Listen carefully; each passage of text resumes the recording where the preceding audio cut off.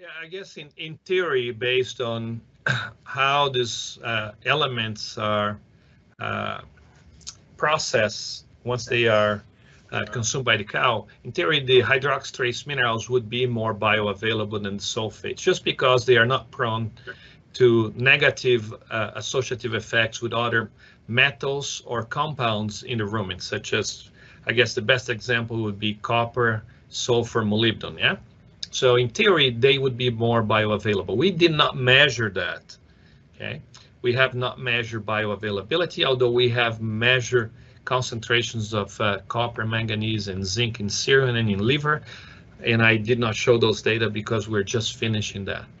So is it possible that we had greater intestinal uptake of those trace minerals and improve body storage of those trace minerals? And they play a role as metals in multiple reactions, including components of superoxide dismutase, antioxidant defense, etc., etc.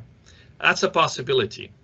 So if I think of my simplistic approach, I would say we had less clinical disease, and we know that disease has a heavy burden on a cow, and disease suppresses appetite, although we did not see differences in dry matter intake, but disease also alters how nutrients are used.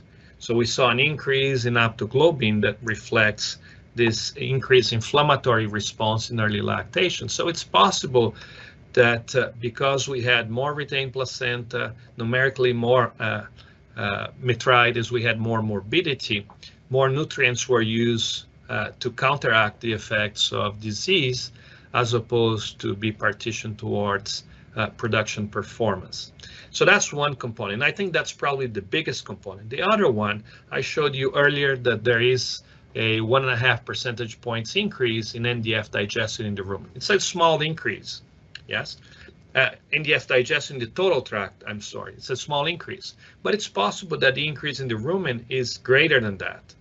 So although this would contribute to some additional energy and microbial protein production, this may contribute to slightly a component of that increment in energy corrected milk. So in my view, the combination of reduced disease with perhaps improved digestibility would explain the changes in production without a significant increase in dry matter intake in those cows.